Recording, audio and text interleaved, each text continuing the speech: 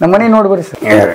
ನಮ್ಮ ಮನೆಯವ್ರೆ ಚಿಕ್ಕ ವಯಸ್ಸಿದಂಗಿದೆ 12 ವರ್ಷ ಡಿಫ್ರೆನ್ಸ್ ನನಗೆ ಆಕಿಗೆ. ನನ್ನ ಆಸ್ತಿ ಆಕಿಗೆ ಬರೆದು ಕೊಟ್ಟೆ. ಆಲ್ ಕರ್ನಾಟಕ 7 ಸೆಂಟ್ರಲ್ ಜೈಲು ಕರ್ನಾಟಕದಲ್ಲಿ ಅಂಡರ್ ವರ್ಲ್ಡ್ ಡಾನ್ ಜಯರಾಜ್ನಿಂದ ಹಿಡಿದು ಇಲ್ಲಿವರೆಗೂ ಎಷ್ಟು ರೌಡಿಗಳು ಈ ಸಿಗ್ಲಿ ಬಸ್ಸನ್ ಅಂತೇಳಿ ಆಟ ಆಡಿ ನನ್ನ ಅವ್ರ ಕೇಸ್ಗಳಲ್ಲಿ ಸ್ಟಡಿ ಮಾಡಿದಂಥ ಬಸ್ಸ ನಾನು. ಒಬ್ಬ ಪ್ರಧಾನಿಗೆ 5,000 ಜನ ಎಸ್ಕಾಡ್ ಅದಾರ.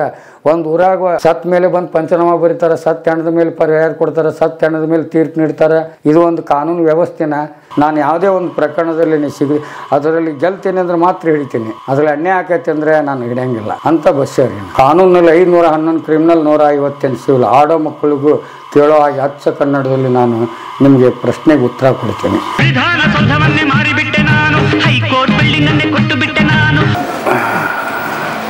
ಬಾ ಮಂತೇಶ ಸರ್, ನಿಮ್ಮ ಹೆಸರೇನು?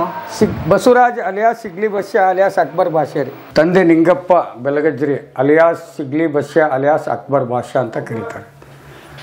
ನಾನು ಕನ್ವರ್ಟ್ ಆಗಿ 24 ವರ್ಷ ಆಯಿತು. ಮುಸ್ಲಿಂ ಕನ್ವರ್ಟ್ ಆಗಿದ್ದೀನಿ. ಬೌದ್ಧದ ಅಂಬೇಡ್ಕರ್ ಹೆಂಗೆ ಬೌದ್ಧ ಧರ್ಮಕ್ಕೆ ಮತಾಂಧಾದ್ರೆ ಅವ್ರ ತತ್ವನ ನಾನು ಪಾಲಿಸಿದೆ. ಹುಟ್ಟಿದ್ದು ಹಿಂದೂದಲ್ಲಿ ಹುಟ್ಟಿದ್ರು ಇಸ್ಲಾಂದಲ್ಲಿ ಸಾಯ್ಬೇಕನ್ನೋ ಛಲ ನಂದಿತ್ತು. ನಾನು ಇಸ್ಲಾಂದಲ್ಲಿ ಮದುವೆ ಆಗಿ 24 ವರ್ಷ ಆಯಿತು. ಹೆಂಡತಿಗಿದ್ದಾಗನೇ ತಾಜ್ ಮಹಲ್ ನನ್ನ ಆಸ್ತಿ ಆಕೆಗೆ ಬರೆದು ಕೊಟ್ಟೆ. ಮತ್ತು ಆಕೆಗೆ ಒಂದು ಮೆಂಬರ್ ಸ್ಥಾನನೂ ಕೊಟ್ಟೆ. 5 ವರ್ಷ ಸ್ಥಾನ ಅಲ್ಲಿದೆ, ಸಾಯೋವರೆಗೂ ನಾನು ಕೊಟ್ಟ ಸ್ಥಾನನ ಕಳ್ಕೊಬೇಡ ಅಂತ ಹೇಳಿಕೊಟ್ಟೆ. ಏನು ಸ್ಥಾನ? ಈ ಮೆಂಬರ್ ಆದ್ಲಲ್ಲ, ಎದುರು ಮೆಂಬರ್, ಈಗ ಗ್ರಾಮ ಪಂಚಾಯತಿ ಮೆಂಬರ್ ಆದ್ಲು ನನ್ನ ವಾರ್ಡ್ಗೆ. ಕಳ್ಳನ ಹೆಂಡತಿಗೆ ಯಾರು ಓಟ್ ಹಾಕ್ಬೇಕಂತ ಯಾವ ಪಕ್ಷದವರು ಕರ್ಕೊಳ್ಳಿಲ್ಲ. ನಾನು ಪಕ್ಷೇತರ ನಿಂದಿರಿಸಿದೆ, ಓಟ್ ಹಾಕ್ರಿ ಅಂತ ಹೇಳಿದೆ. ಅದರಲ್ಲಿ ಕೆಲವೊಬ್ರು ಹಾಕಂಗಿಲ್ಲ ಅಂದರೆ ಅವ್ರಿಗೆ ಹೇಳಿದೆ, ನೀವೇನಾದ್ರೂ ಹಾಕಂಗಿಲ್ಲ ಅಂತಿರಲ್ಲ, ಹಾಕಲಿಲ್ಲ ನಿಮ್ಮ ಮನೆ ದುಡ್ಡು ಬಂಗಾರ ಮಾಯಾಕತ್ ನೋಡಂತೆ ಡೋಸ್ ಕೊಟ್ಟೆ.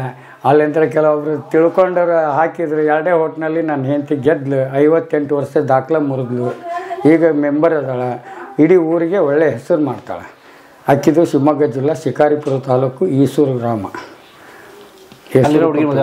ಅಲ್ಲೇ ಇದ್ದು ಅಲ್ಲೇ ನಾನು ಅರೇಂಜ್ ಮ್ಯಾರೇಜ್ ಆಗಿದ್ದು, ಲವ್ ಮ್ಯಾರೇಜ್ ಆಗಿಲ್ಲ. ಮೊದಲು ಒಂದು ಹೆಂಡತಿದ್ಲು. ಆಕೆಗೆ 2 ಮಂದಿ ಮಕ್ಕಳಿದ್ರು. ಒಂದು ಮಗಳು ತೀರ್ಕೊಂತು, ಒಂದು ಮಗ ಅದಾನ, ಅವನದು ಮದುವೆ ಆಗೈತಿ. ಆಕೆ ಹೆಂಡತಿ ತೀರ್ಕೊಂಡಾಳೆ. ಈಗ ಮುಸ್ಲಿಮ್ಸ್ ಹೆಂಡತಿ ಜೊತೆಲಿ ನನ್ನ ಹುಟ್ಟಿದ ಊರಿದೆ, ಮನೆ ಇದೆ. ಇಲ್ಲೇ ಬಂದು ಇಲ್ಲೇ ನೆಲೆ ಆಗಿದೆ. ಎಲ್ಲಿ ನಿಮ್ಮಿದ್ದಾರೆ ನಿಮ್ಮ ವೈಫ್? ಹಾಂ, ನಿಮ್ಮ ವೈಫ್ ಈಗ ಊರಿಗೆ ಹೋಗಿದ್ದಾರೆ, ಬರ್ತಾ ಇದ್ದಾರೆ ಅವರು. ಎಷ್ಟು ಮಕ್ಕಳು ನಿಮಗೆ? 5 ಮಕ್ಕಳು. ಒಂದು ಮಗಳು ಸಾಕ್ಕೊಂಡೇನಿ. 1 ವರ್ಷದ ಕೂಸಿದ್ದಾಗ ಸಾಕ್ಕೊಂಡೆ. ಆಮೇಲೆ ನನಗೆ 4 ಮಕ್ಕಳು ಹುಟ್ಟಿದ್ವು. 4 ಮಕ್ಕಳು ಹುಟ್ಟಿದಾಗ ಆಕೆನ ದೊಡ್ಡ ಮಗಳು ಅಂತ ತಿಳ್ಕೊಂಡು ಬೆಳೆಸಿದೆ. 3 ಹೆಣ್ಣು 2 ಗಂಡು. ಅದರಲ್ಲೇ ಸಾಕಿದ ಮಗಳಿಗೆ ದಾವಣಗೆರೆ ಕೊಟ್ಟೀನಿ. ಆಕೆಗೆ ಒಂದು ಗಂಡು ಮಗು ಆಗೈತಿ. ಇನ್ನೊಬ್ಬಕ್ಕೆ ನನ್ನ ಮಗಳು ಮೇಜರ್ ಇದ್ಲು. ಆಕೆ ಕುರುಬ್ರವನ ಜೊತೆಲಿ ಓಡಿ ಮದುವೆ ಆದ್ಲು. ಅದನ್ನು ನಿಂತು ಮದುವೆ ಮಾಡಿಕೊಟ್ಟಿದ್ದೀನಿ. ಆಕೆಗೆ ಅವಳಿ ಜೋಳಿ 2 ಗಂಡು. ಇನ್ನೊಬ್ಬಕ್ಕೆ 10ನೇ ಕ್ಲಾಸ್ ಓದ್ತಾಳೆ. ಇನ್ನಿಬ್ಬರು ಒಬ್ಬನು ಫಸ್ಟ್ ಇಯರ್ ಹೋಗ್ಬೇಕು, ಒಬ್ಬನು 7ನೇ ಕ್ಲಾಸ್ ಓದ್ತಾನೆ. 5 ಜನ ಮಕ್ಕಳು. ಈಗೇನು ಜಾಬ್ ನಿಮ್ಮದು? ಈಗ ಸಮಾಜ ಸೇವೆ ಮಾಡ್ತೀನಿ. ಈಗ ಮೊನ್ನೆ ಇಲ್ಲಿ ಕೊಪ್ಪಳದಲ್ಲಿ ಒಬ್ಬ DR police, civil police driver ಕೆಲಸ ಮಾಡ್ತಿದ್ದ.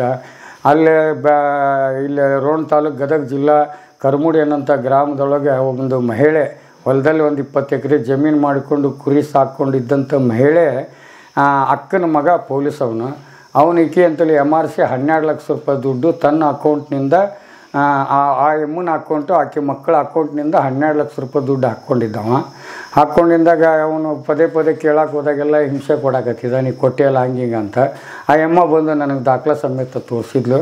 ಆ ಥರ ದಾಖಲೆ ಸಮೇತ ಐತೆ ಅಂದಾಗ ನಾನು ಹೋಗಿ ಕೊಪ್ಪಳ SP ಅವ್ರಿಗೆ ಹೋಗಿ ರಿಪೋರ್ಟ್ ಕೊಟ್ಟೆ. ಅವ್ರು ಅಷ್ಟನೇ SPಗೆ ವರ್ಗಾವಣೆ ಮಾಡಿದ್ರು. ಈ ಸ್ಟೇಷನ್ಗೂ ವರ್ಗಾವಣೆ ಕೊಟ್ಟಿದ್ದಾರೆ. ಅವನು ಏನು ದಾಖಲೆ ಐತೆ ಅದನ್ನು ತೊಂಬರಪ್ಪ, ಆ ದಾಖಲೆ ಸಮೇತ ಇದ್ರೆ ನೀನು ಸರಿ ಇದ್ದರೆ ಅದು ಏನಾಗಂಗಿಲ್ಲ, ಮತ್ತು ದಾಖಲೆ ಇಲ್ದೇ ಇದ್ದರೆ ಆ ಎಮ್ಮನಿಗೆ ದಾಖಲೆ ತಂದಾಳೆ, ಆಕೆ ಪರಿಹಾರಕ್ಕೆ ಕೊಡ್ಬೇಕು, ನೀನು ವಾಪಸ್ ದುಡ್ಡು ಕೊಡಬೇಕು, ಇಲ್ಲಾಂದರೆ ನಿನ್ನ ಮೇಲೆ ಕೇಸ್ ಆಗ್ತೈತೆ ನೋಡು ಅಂತ ಹೇಳಿದೆ. ಯಾಕಂದರೆ ಇಂಥವು ಹಿಂದೆ ಇಲ್ಲೇ ಬಾದಾಮಿ ತಾಲೂಕು ಬಾಗಲಕೋಟೆ ಜಿಲ್ಲಾ ಕೇರೂರು ಪೊಲೀಸ್ ಸ್ಟೇಷನ್ ಹೋಬಳಿ ಮತ್ತು ಅದು ಪಕ್ಕ ಅಲಿಗೇರಿ ಗ್ರಾಮದಾಗ ಒಬ್ಬ ಯೋಧ ಕುಮಾರ್ ಅನ್ನೋನು 23 ವರ್ಷ ಆಸಾಮ್ನಲ್ಲಿ ಸರ್ವಿಸ್ ಮಾಡ್ತಿರ್ತಾನೆ. ಯೋಧ ಡ್ಯೂಟಿ ಮಾಡ್ತಾನೆ. ಅವನಿಗೆ 3 ಮಂದಿ ಮಕ್ಕಳು. ಅದರಲ್ಲಿ 6ನೇ ಕ್ಲಾಸ್ ವಿದ್ಯಾರ್ಥಿ, 11ನೇ ಕ್ಲಾಸ್ ವಿದ್ಯಾರ್ಥಿ, 10ನೇ ಕ್ಲಾಸ್ ಹುಡುಗ. ಅವ್ರ ತಮ್ಮೊಬ್ಬ. 3 ಮಂದಿ ತಾಯಿ ಇಟ್ಕೊಂಡು ಅಲ್ಲಿ ಅಲಿಗೇರಿ ಗ್ರಾಮದಾಗ ಇದ್ರು ಅವರು. ಅದ್ರಾಗ 6ನೇ ಕ್ಲಾಸ್ ವಿದ್ಯಾರ್ಥಿ ಮೇಲೆ ಪಕ್ಕದ ಮನೆಯವನು 10ನೇ ಕ್ಲಾಸ್ ವಿದ್ಯಾರ್ಥಿ ಫ್ರೆಂಡ್ ಈ ಹುಡುಗರು ಸ್ನಾನ ಮಾಡೋದನ್ನ ವಿಡಿಯೋ ಮಾಡಿ, ಅಕ್ಕ ತಂಗಿಯರ್ದು ವಿಡಿಯೋ ಮಾಡಿ, ಅದರಲ್ಲಿ 6ನೇ ಕ್ಲಾಸ್ ವಿದ್ಯಾರ್ಥಿ ಮೇಲೆ 5 ಸಲ ಅತ್ಯಾಚಾರ ಮಾಡಿ, ಆಮೇಲೆಗ ಅದನ್ನೆಲ್ಲ ವಿಡಿಯೋನ ಆ ಹುಡುಗಿ ಮೊಬೈಲಿಗೆ ಬಿಟ್ಟು, ಆಮೇಲೆಗೆ ಅವ್ರ ಅಕ್ಕನ್ನ ಅತ್ಯಾಚಾರ ಮಾಡಬೇಕಂತ ಪ್ರಚೋದನೆ ಕೊಟ್ಟಾಗ ಆ ಹುಡುಗಿ ಅವ್ರ ಅಪ್ಪನ ಹತ್ರ ಸತ್ಯ ಹೇಳಿದಾಗ ಅವರಪ್ಪ ಪೊಲೀಸ್ ಸ್ಟೇಷನ್ ಕಂಪ್ಲೇಂಟ್ ಕೊಡ್ರಿ ಅಂತಂದು ಕಳಿಸ್ದಾಗ ಅದನ್ನು ರಾಜಿ ಮುಖಾಂತರ ಮಾಡಿ ಕೈ ತೊಳ್ಕೊಂಡಿದ್ರು. ಆವಾಗ ಅವರು 2 ತಿಂಗಳ ರಜಾ ತೊಗೊಂಡು ಸೀದಾ ಊರಿಗೆ ಹೋಗ್ದನ ಅಲ್ಲಿಂದ ಮಗಳು ಕರೆಸ್ಕೊಂಡು ಸೀದಾ ನನ್ನ ಮನೆಗೆ ಈಗ ಇಲ್ಲಿಗೆ ಬಂದರು. ಅವರು ಬಂದು ಬಸಣ್ಣ ಹಿಂಗೆ ನಿಂದು ಯೂಟ್ಯೂಬ್ನಲ್ಲಿ ನಾವು ನೋಡ್ತಾ ಇದ್ದೀವಿ ಮತ್ತು ನಮ್ಮ ಮಗಳಿಗೆ ಹಿಂಗೆ ಅತ್ಯಾಚಾರ ಆಗೈತಿ, ಇದು ಯಾರಿಗೂ ಪ್ರಸಾರ ಆಗಿಲ್ಲ, ಇದನ್ನು ಬಹಿರಂಗಪಡಿಸಿ ನನ್ನ ಮಗಳಿಗೆ ನ್ಯಾಯ ಕೊಡಿಸು ಅಂದಾಗ ನಾನು ಇಲ್ಲೇ ಅವ್ರನ್ನೆಲ್ಲ ಎನ್ಕ್ವೈರಿ ಮಾಡಿ ಸರ್ವೆ ಮಾಡಿಕೊಂಡು ಅವ್ರ ಊರಿಗೆ ಹೋಗಿ ಅಲ್ಲಿ ಸರ್ವೆ ಮಾಡಿದಾಗ ಅಲ್ಲಿ ಕೆಲವೊಂದು ಪೊಲೀಸ್ನವರು ಹೌದು ಬಸಣ್ಣ ನ್ಯಾಯ ಕೊಡಿಸ ಹುಡುಗಿಗೆ ಅಂತಂದು ಕೆಲವೊಂದು ಪೊಲೀಸರು ಹೇಳಿಕೆ ಕೊಡ್ತಿದ್ರು, ಕೆಲವೊಬ್ಬರು ಆಫೀಸರ್ ಇಲ್ಲ ಅದು ಇಲ್ಲ ಅಂತ ಸುಳ್ಳು ಹೇಳ್ತಿದ್ರು. ಕೊನೆಗೆ ಅವನ ಕುಮಾರನ ಕರ್ಕೊಂಡೋಗಿ SP ಅವ್ರ ಹತ್ರ ಹೋಗಿ ಈ ವಿಚಾರ ತಿಳಿಸಿದಾಗ SP ಅವರು ಒಳ್ಳೆಯವರಿದ್ದರು. ಆಗಿಂದಾಗ ಇಮಿಡಿಯೇಟ್ಲಿ ಅವನು ಒಳಗೆ ಹಾಕಿ 376 ಪೋಸ್ಟ್ ಗಾಡಿಯಲ್ಲಿ ರೇಪ್ ಕೇಸ್ ಹಾಕಿ ಒಳಗಡೆ ಕೇಸ್ ಹಾಕಿ ಅವನ್ನ ಅರೆಸ್ಟ್ ಮಾಡಿಸಿ ಅವನಿಗೆ ನ್ಯಾಯ ಕೊಡಿಸಿ ಬಂದಂಥವು. ನಾನು ಯಾವುದೇ ಒಂದು ಪ್ರಕರಣದಲ್ಲಿ ಅದರಲ್ಲಿ ಗೆಲ್ತೀನಿ ಅಂದ್ರೆ ಮಾತ್ರ ಹಿಡಿತೀನಿ, ಅದರಲ್ಲಿ ಅನ್ಯಾಯ ಆಕೈತೆ ಅಂದರೆ ನಾನು ಹಿಡಿಯಂಗಿಲ್ಲ ಅಂತ ಬಸ್ಸೇರಿ. ನಾನು ಕಾನೂನಲ್ಲಿ 511 ಕ್ರಿಮಿನಲ್ 158 ಸಿವಿಲ್ ಆಡೋ ಮಕ್ಕಳಿಗೂ ಕೇಳೋ ಹಾಗೆ ಅಚ್ಚ ಕನ್ನಡದಲ್ಲಿ ನಾನು ನಿಮಗೆ ಪ್ರಶ್ನೆಗೆ ಉತ್ತರ ಕೊಡ್ತೀನಿ. ಯಾಕಂದರೆ ನಾನು ಮಾಧ್ಯಮಾಂಗದವರಿಂದನೇ ಪರಿವರ್ತನೆ ಆಗಿದ್ದು. ಯಾಕಂತಂದರೆ ನೀನು ಹೋಗೋ ರೂಟು ಸರಿ ಇಲ್ಲ, ಇದೇ ರೂಟ್ನ ನೀನು ಒಳ್ಳೇದಕ್ಕೆ ಉಪಯೋಗ ಮಾಡ್ಕೊ, ಇದರಿಂದ ನಿನ್ನ ಹೆಂಡತಿ ಮಕ್ಕಳಿಗೆ ಯಾವುದು ನೆಮ್ಮದಿ ಇಲ್ಲ, ನೀವು ಒಳ್ಳೆ ದಾರಿ ಹಿಡಿದ್ರೆ ನಿನ್ನ ಹೆಂಡತಿ ಮಕ್ಕಳು ಸುಖವಾಗಿರ್ತಾರೆ, ನೀನು ಸುಖವಾಗಿರ್ತೀಯ ಅಂತಂದು ಅವ್ರು ನನ್ನ ದಾರಿ ಕೆಟ್ಟ ದಾರಿ ತಪ್ಪಿಸಿ ಒಳ್ಳೆ ದಾರಿಗೆ ಹಿಡಿಸಿದ್ದ ಮಾಧ್ಯಮಗಳು. ಇವಾಗ ಕಳ್ತನ ಮಾಡ್ತಾ ಇದ್ದೀರಾ ಇಲ್ವಾ? ಇಲ್ಲ ಕಳ್ತನ ಮಾಡ್ತಾರೆ. ಜೀವನಕ್ಕೆ ಏನು ಮಾಡ್ತಾರೆ? ಜೀವನಕ್ಕೆ ಹೆಂಡತಿ ಮೆಂಬರ್ ಅದಾಳ. ಆಮೇಲೆ ಅಲ್ಪ ಸ್ವಲ್ಪ ನನಗೆ ಅಲ್ಲಿಲ್ಲೆಲ್ಲ ಹೋಗಿ ರೋಲ್ ಕಾಲ್ ಮಾಡ್ಕೊತೀನಿ. ಈಗ ಕಾನೂನು ಸಲಹೆ ಕೊಡ್ತಿರ್ತೀನಿ, ಹಾಡು ಹೇಳ್ತಿರ್ತೀನಿ, ಸ್ಕೂಲ್ ಮಕ್ಕಳಿಗೆ ಹೋಗಿ ಶಾಲೆಯಲ್ಲೇ ದೇಶಭಕ್ತಿ ಗೀತೆ ಹಾಡು ಹೇಳ್ತೀನಿ ಗಾಂಧೀಜಿಯವ್ರ ಮೇಲೆ. ಇಂತಿಂಥ ಒಳ್ಳೆ ಕಲಾಗಾರ ನಾನು. ಮತ್ತು ಜೈಲಿಗೆ ಹೋಗ್ತೀನಿ, ಅಲ್ಲೆಲ್ಲ ಅವ್ರಂತೇಳಿ ಫ್ರೆಂಡ್ಶಿಪ್ ಇರ್ತಾರೆ, ಅವರೆಲ್ಲ ಕೊಡ್ತಾರೆ. ಸ್ಟೇಷನ್ಗೆ ಹೋಗ್ತೀನಿ, ಅಲ್ಲಿ ಕೊಡ್ತಾರೆ. DC ಆಫೀಸ್ಗೆ ಹೋಗ್ತೀನಿ, ಅಲ್ಲಿ ಕೊಡ್ತಾರೆ. ಯಾಕಂದರೆ ಕಳ್ತನ ಮಾಡೋದು ಬಿಟ್ಟಿನಿ ಎಂದಿಂದಾಗ ನನ್ನಂಥವ್ನಿಗೆ ಕೆಲಸ ಯಾರು ಕೊಡ್ತಾರೆ ಹೇಳಿ? ಅದಕ್ಕೋಸ್ಕರ ನಾನು ಯಾರಿಗೆ ಅನ್ಯಾಯ ಆಗಿರ್ತದೆ ಅಲ್ಲಿ ನ್ಯಾಯ ಕೊಡಿಸ್ತೀನಿ, ಮಾಡ್ಕೊಂಡು ಹೋಗ್ತೀವಿ. ನಾವು ಸರ್ಕಾರ ರೇಷನ್ ಕೊಡ್ತೈತಿ. ಆ ಮಗ ಈಗ ದುಡ್ಯಾಕತ್ತಾನ, ಒಬ್ಬ ಮಗ, ಆ ಹೆಂಡತಿ ಮೆಂಬರ್ ಅದಾಳ. ನಾನು ಅಲ್ಪ ಸ್ವಲ್ಪ ಸಂತಿಗೆಲ್ಲ ಮಾಡ್ಕೊತೀನಿ. ನಾನೇನು ಕುಡಿಯೋಂಗಿಲ್ಲ, ತಿನ್ನಂಗಿಲ್ಲ, ಹುಡುಗಿಯರ ಶೋಕಿ ಇಲ್ಲ, ನನ್ನ ಖರ್ಚೇ ಇಲ್ಲ, ರೊಟ್ಟಿ ಪಲ್ಯ ತಿಂದು ಬದುಕೋನು. ಬಟ್ ಈಗ ನೀವು ಕಳ್ತನ ಬಿಟ್ಟಿದ್ದೀರಿ ಅಂತ ಹೆಂಗೆ ನಂಬೋದು? ನಂಬಿದಾರಲ್ಲ ಪೊಲೀಸ್ನವ್ರು. 14 ವರ್ಷ ಆಯ್ತು ಇಲ್ಲಿವರೆಗೂ FIR ಹಾಕಿಲ್ಲ ಅಂದ ಬಳಕ ಅರ್ಥ ಮಾಡ್ಕೋಬೇಕು. ಇಲ್ಲಿವರೆಗೂ ಯಾವರೇ ಮಾಡಿರಲಿ, ಅವಾಗ ಏನಾಕಿತ್ತಂದ್ರೆ ಜೇಬ್ನೇ ಫೋಟೋ ಹಿಡ್ಕೊಂಡು ಕಳ್ಳನ್ನ ಹುಡ್ಕೊಂತಿದ್ರು ಪೊಲೀಸರು, ಸ್ಟೇಷನ್ನವರು. ಎಲ್ಲಿ ಬೇಕಾದಲ್ಲೇ ಸಿಗಲಿ ಬಸ್ಸ ಕಳ್ತನ ನಂದೇ ಅಂತಂದು ಒಂದು ಸಲ ಸಿಕ್ಕರೆ 50 ಪ್ರಕರಣ ಬೀಳ್ತಿದ್ದು ನನ್ನ ಮೇಲೆ. ಯಾವಾಗ 2010 ಶರಣ ಬಸಪ್ಪ ಗುಲ್ಬರ್ಗ ಜೈಲಿಂದ ನಾನು ಕಳ್ತನ ಮಾಡೋದು ಬಿಡ್ತೀನಿ, ನನ್ನ ಮೇಲೆ ಯಾರು ಅನುಮಾನ ಪಡಬೇಡ್ರಿ ಅಂತಂದು ನಾನು ಹೇಳಿದಾಗ ಅಲ್ಲಿಂದ ಇಲ್ಲಿವರೆಗೂ ನಾನು ಒಂದು ಮನೆ ಕಳ್ತನ ಮಾಡಿಲ್ಲ. ನನ್ನ ಮೇಲೆ ಕಳ್ತನ ಮಾಡಿ ಅಂತ ಬಂದು ಪೊಲೀಸ್ನವ್ರು ನನ್ನ ಪ್ರಶ್ನೆ ಮಾಡಿಲ್ಲ. ನನ್ನ ಮೇಲೆ ಇವತ್ತಿಗೂ ಒಂದು FIR ಆಗಿಲ್ಲ 2010ರಿಂದ ಇಲ್ಲಿವರೆಗೂ. ಸಮಾಜಕ್ಕೆ ಏನಾದರೂ ಇದರಿಂದ ಒಂದು ಕೆಲವೊಂದು ಮಾಹಿತಿಗಳು ಸಿಗ್ತವೆ. ಇವತ್ತು ಕೈದಿಗಳು ಅವರು ಯಾವ ರೀತಿ ಜೀವನ ಮಾಡ್ತಾರೆ, ಅವ್ರು ಹೊರಗೆ ಬಂದರು, ಮಾನವ ಹಕ್ಕು ಅವ್ರಿಗೆ ಏನು ಕೊಡ್ತಾ ಇದೆ.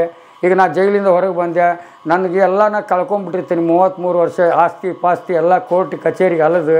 ಈಗ ನಾವು ಹೊರಗೆ ಬಂದು ಜೀವನ ಮಾಡಿ ಕಟ್ಕೋಬೇಕಾದ್ರೆ ಮಾನವ ಹಕ್ಕು ಆಯೋಗ ನಮಗೆ ಪರಿಹಾರ ಕೊಡಬೇಕಾಕತಿ. ಅವು ಕೈದಿಗಳನ್ನ ಬಿಡ್ತಾರೆ, ಅವ್ರು ಎಲ್ಲ ಏನು ಮಾಡ್ತಾಯಿದ್ದಾರೆ ಏನಿಲ್ಲ, ಅವ್ರಿಗೆ ಕೆಲಸ ಏನು ಕೊಲೆಗಾರರು ಬಿಟ್ಟಿರ್ತಾರೆ, ರೇಪಿಸ್ಟ್ರು ಬಿಟ್ಟಿರ್ತಾರೆ. ಅವ್ರು ಬಿಡುಗಡೆ ಮಾಡಿಬಿಟ್ರೆ ಮುಗಿದೋತಾ, ಅವ್ರನ್ನ ಕಾಯಬೇಕು, ಅವ್ರು ಎಲ್ಲಿದ್ದಾರೆ ಅಂತ ಮಾಹಿತಿ ಕಲೆ ಹಾಕಬೇಕು. ಇಂಥ ಒಂದು ವ್ಯವಸ್ಥೆಗಳಲ್ಲಿ ಜೈಲಲ್ಲಿ 190ರಷ್ಟು ಅಪರಾಧಿಗಳ ಬಿಡುಗಡೆ ಆಗಿ ಹೋಗ್ತಾ ಇದ್ದಾರೆ, 190ರಷ್ಟು ನಿರಪರಾಧಿಗಳು ಜೈಲಲ್ಲಿ ಸಾಯ್ತಾ ಇದ್ದಾರೆ. ಕೈದಿಗಳಿಗೋಸ್ಕರ ಬೇಕಾದಷ್ಟು ಹೋರಾಟ ಮಾಡಿದ್ದೀನಿ ನಾನು, ಉಪವಾಸ ಸತ್ಯಾಗ್ರಹ ಮಾಡಿದ್ದೀನಿ ನಾನು. 500 ಕಿಲೋಮೀಟ್ರ್ ರೈಲು ಹಳಿ ಮೇಲೆ ಪಾದಯಾತ್ರೆ ಮಾಡೀನಿ, 5 ಕಿಲೋಮೀಟ್ರ್ ಹೈವೇ ರೋಡ್ನಲ್ಲಿ ಧ್ವಜ ಹಿಡ್ಕೊಂಡು ಪಾದಯಾತ್ರೆ ಮಾಡೀನಿ. ಹಿಂಗೆ ಒಂದು ಸಲ ಧ್ವಜ ಹಿಡ್ಕೊಂಡು ಹೋಗೋ ಮುಂದೆ ಒಬ್ಬ ಕಾರ್ ತರಬೇತಿ ಸೈಡ್ನಾಗ ನಿಂತು ಕೇಳ್ತಾನೆ, ಏನು ಇನ್ನು ರೋಡ್ನಲ್ಲಿ ಮಕ್ಕಳು ಕರ್ಕೊಂಡು ನಡ್ಕೊತ ಹೊಂಟಿ 4 ದಿನ ಆಯ್ತು ನಾನು ನೋಡಕತ್ತು, ಏನು ಸಾಧನೆ ಮಾಡಕತ್ತಿದ್ದಿ ಅಂದಾಗ, ಎಲ್ರಿ ನಾನು ಕೈದಿಗಳು ಬಿಡುಗಡೆ ಮಾಡಬೇಕು, ಸನ್ನಡತೆ ಆಧಾರದ ಮೇಲೆ 9 ವರ್ಷ ಆಯ್ತು ಕೈದಿಗಳು ಬಿಟ್ಟಿಲ್ಲ, ಅವ್ರು ಬಿಡ್ರಿ, ಹಿಂದೆ ಬಿಟ್ಟವರು ನೀವೇ, ತಡೆ ಹಿಡಿದವರು ನೀವೇ, ಇದಕ್ಕೆ ಉತ್ತರ ಕೊಡ್ರಿ ಅಂತ ಕೇಳಕ್ಕೆ ಹೊಂಟಿದ್ದೀನಿ. ನಿನ್ನಿಂದ ಯಾರು ಅದಾರು ತಮ್ಮ? ನಿನ್ನಿಂದ ಜನ ಬೇಕಲ್ಲ ಬೆಂಬಲ ಕೊಡೋಕ್ಕೆ. ನೀವು ಒಬ್ಬನೇ ಹೊಂಟ್ಬಿಟ್ರೆ ನಿನ್ನ ಕೆಲಸ ಆಗಿಬಿಡ್ತೈತೇನೋ ಅಂತ ಕೇಳಿದೆ. ನನ್ನ ಮಗನ ಕೈ ಕನ್ನಡ ಧ್ವಜ ಎತ್ತಿದ್ದು ಏನು ಅಂತ ಕೇಳಿದೆ. ಕನ್ನಡ ಧ್ವಜ ಅಂದರೆ ಈ ಕನ್ನಡ ಧ್ವಜದಲ್ಲಿ 6 ಕೋಟಿ ಕನ್ನಡಿಗರು ಅದಾರ, ಅದ್ರಾಗ ನೀನು ಒಬ್ಬ ಹಲ್ಕ ನನ್ನ ಮಗ ಅದು ಅನ್ನೋದು ಮರಿಬೇಡ ಅಂತ ಹೇಳಿ ಅವನಿಗೆ ಬಾಯಿ ಮಾಡಿ ಮುಂದೆ ಹೋದೆ ನಾನು. ಯಾಕಂದರೆ ನನ್ನ ಕಾನೂನಲ್ಲಿ ನಾನು ಗೆಲ್ತೀನಿ ಅಂದರೆ ಮಾತ್ರ ನಾನು ಕೈ ಹಾಕ್ತೀನಿ. ನಾನು ಅದರಲ್ಲಿ ಹೋರಾಟದಲ್ಲಿ ಗೆಲ್ತೀನಿ ಅಂದರೆ ಕೈ ಹಾಕ್ತೀನಿ. ನಾನು ಏನಿದ್ರು ಇವತ್ತು ಅತ್ಯಾಚಾರ ಆಗಿರಲಿ, ಈಗ ನೋಡಿ ಬಲ್ಕೀಶ್ ಬಾನು ಆಕೆ ಕೊಲೆ ಕೇಸ್ನಲ್ಲಿ ಅಪರಾಧಿಗಳು ಬಿಡುಗಡೆ ಮಾಡಿದರು ಸನ್ನಡತೆ ಆಧಾರದ ಮೇಲೆ. ಯಾಕೆ ಬಿಡುಗಡೆ ಮಾಡಿದರು? ಅಂಥ ಪ್ರಕರಣದಲ್ಲಿ 1000 ಆರೋಪಿಗಳು ಅದಾರೆ, ಅವ್ರನ್ನ ಯಾಕೆ ಬಿಟ್ಟಿಲ್ಲ? ಹೀಗೆಲ್ಲ ಜೈಲು ಇವತ್ತು ನೋಡ್ರಿ ಜೈಲುಗಳು ಇವತ್ತು ಚಿಕ್ಕ ಜೈಲು ಆಗಬೇಕಾಗಿತ್ತು, ಚಿಕ್ಕ ಕಾನೂನು ಆಗಬೇಕಾಗಿತ್ತು. ಇವತ್ತು ದೊಡ್ಡ ದೊಡ್ಡ ಜೈಲುಗಳಾಗಿದ್ದವು. ಇವತ್ತು ಅಭಿವೃದ್ಧಿ ಅಂತಾರೆ. ಎಲ್ಲೈತ್ರಿ ಅಭಿವೃದ್ಧಿ? ಎಲ್ಲ ಭ್ರಷ್ಟಾಚಾರ, 190% ಭ್ರಷ್ಟಾಚಾರದಲ್ಲಿನ ತೇಲಾಡಕತ್ತೈತಿ. ಒಂದು ಊರಿಗೆ ಒಬ್ಬ ಪೊಲೀಸ್ ಇಲ್ಲ, ಎಸ್ಕಾರ್ಡ್. ಒಬ್ಬ ಪ್ರಧಾನಿಗೆ 5,000 ಜನ ಎಸ್ಕಾರ್ಡ್ ಅದಾರ. ಒಂದು ಊರಾಗ ಸತ್ ಮೇಲೆ ಬಂದು ಪಂಚನಾಮ ಬರೀತಾರೆ, ಸತ್ ಹೆಣದ ಮೇಲೆ ಪರಿಹಾರ ಕೊಡ್ತಾರೆ, ಸತ್ ಹೆಣದ ಮೇಲೆ ತೀರ್ಪು ನೀಡ್ತಾರೆ. ಇದು ಒಂದು ಕಾನೂನು ವ್ಯವಸ್ಥೆನ. ಇವತ್ತು 10 ವರ್ಷ ನರೇಂದ್ರ ಮೋದಿಯವರು ಆಟ ಆಡಿದ್ರೆ 3 ಕಾಯ್ಕ ಮಾಡಿಬಿಟ್ಟಿದ್ರೆ ಅವ್ರಿಗೆ ನಾ ಸಲ್ಯೂಟ್ ಹೊಡಿತಿದ್ದೆ. ಒಂದು ಪೊಲೀಸ್ ವ್ಯವಸ್ಥೆ ಸರಿಯಾಗಿ ಇಟ್ಕೋಬೇಕಾಗಿತ್ತು. ಒಂದು 6 ತಿಂಗಳಿಗೆ ತೀರ್ಪು ನೀಡೋಂಥ ಕಾನೂನು ವ್ಯವಸ್ಥೆ ಮಾಡ್ಬೋದಾಗಿತ್ತು. ಇವತ್ತು ಸತ್ತವರಿಗೆ ಯಾಕೆ ಇವ್ರು ಸಾಯ್ತಾ ಇದ್ದಾರೆ, ಇವ್ರ ಬಗ್ಗೆ ಎಲ್ಲ ತನಿಖೆ ಮಾಡಿಕೊಂಡು ಒಂದು ಒಳ್ಳೆಯ ಅಭಿವೃದ್ಧಿ ಆಗಂಥ ಕೆಲಸ ಕೊಡಬೇಕಾಗಿತ್ತು. ಬರೀ ಇವ್ರ ಗೆಲುವಿಗೋಸ್ಕರನ ಎಷ್ಟೋ ದುಡ್ಡುಗಳು ಕೋಲು ಮಾಡಿ ಹೋಗ್ತಾ ಇದ್ದಾರೆ. ಇವತ್ತು ನಾನು 80 kg ಬಂಗಾರ ಕದ್ರು, ಇವತ್ತಿಗೆ ಬ್ಯಾಂಕ್ ಬ್ಯಾಲೆನ್ಸ್ ಇಲ್ಲ, ಒಂದು ಪಾಸ್ಬುಕ್ ಮಾಡಿಸ್ಕೊಂಡವನಲ್ಲ ನಾನು. ನನಗೆ ಯಾಕೆ ಬೇಕು ದುಡ್ಡು? ನಂದು ಲೈಫ್ನಲ್ಲಿ ನಂದು ಇಷ್ಟು ದಿವಸ ಇತ್ತು, ನಡೆಸಿದೆ. ಆಲ್ ಕರ್ನಾಟಕ 7 ಸೆಂಟ್ರಲ್ ಜೈಲು, ಕರ್ನಾಟಕದಲ್ಲಿ ಅಂಡರ್ವರ್ಲ್ಡ್ ಡಾನ್ ಜಯರಾಜ್ನಿಂದ ಹಿಡಿದು ಇಲ್ಲಿವರೆಗೂ ಎಷ್ಟು ರೌಡಿಗಳು ಈ ಸಿಗ್ಲಿ ಬಸ್ಸೇನೆ ಅಂತೇಳಿ ಆಟ ಆಡಿ ಅವ್ರ ಕೇಸ್ಗಳಲ್ಲಿ ಸ್ಟಡಿ ಮಾಡಿದಂಥ ಬಸ್ಸ ನಾನು. ನೀರು ಕುಡಿತೀರಿ ಸರ್? ಇಲ್ಲಿ ಅಲ್ಲಿ ಹೋಗಂದ್ರೆ ಹೊರಗೆ ಅಲ್ಲಿ ಹೋಗೋಣ. ಏನು ಮನೆ ಹಿಂಗೆ ಉದ್ದಕ್ಕೆ ಅಂದ್ರೆ ಅಗ್ಲ ಕಮ್ಮಿ ಐತ್ರಿ. ಬರ್ರಿ ನಮ್ಮ ಮನೆ ನೋಡಿ ಬರ್ರಿ ಸರ್. ಯಾರು ನಿಮ್ಮ ವೈಫ್ ತೋರಿಸ್ ಮನೆ? ಇಲ್ಲ ಅವರೇ ನಮ್ಮ ಮನೆಯವ್ರೆ. ಏನಂತ ಚಿಕ್ಕ ವಯಸ್ಸಿದಂಗಿದೆ? ಚಿಕ್ಕದು 12 ವರ್ಷ ಡಿಫ್ರೆನ್ಸ್ ನನಗೆ ಆಕೆಗೆ. ಮೊದಲನೇದಕ್ಕೆ ಸತ್ಲಕ್ಕೆ. ನಿಮ್ದು ಹಳೆ ಫೋಟೋ ಇದೆಯಾ? ಹಳೆ ಫೋಟೋ ಅದಾವ್ರಿ, ಕೊಡ್ತೀನಿ. ಇದು ನಿಮ್ಮ ರೂಮು?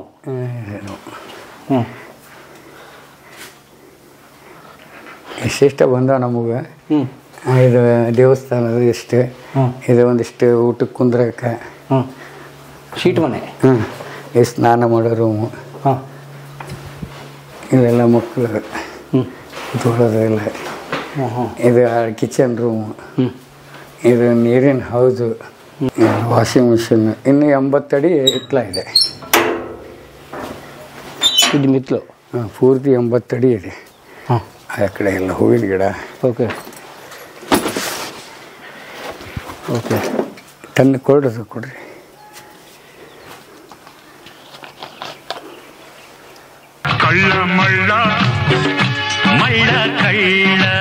ಕಲಾ ಮಾಧ್ಯಮದ ಎಲ್ಲಾ ಎಪಿಸೋಡುಗಳು ನಿಮಗೆ ಸಿಗಬೇಕು ಅಂತಂದ್ರೆ ಕಲಾ ಮಾಧ್ಯಮ ಯೂಟ್ಯೂಬ್ ಚಾನೆಲ್ನ ಸಬ್ಸ್ಕ್ರೈಬ್ ಮಾಡಿ, ಬೆಲ್ ಐಕಾನ್ನ ಕ್ಲಿಕ್ ಮಾಡಿ, ತಪ್ಪದೇ ಮಾಡಿ. ಸ್ನೇಹಿತರೆ, ಕಲಾ ಮಾಧ್ಯಮದ ಎಲ್ಲ ಸಂದರ್ಶನಗಳನ್ನು ನೀವೀಗ ಓದಬಹುದು.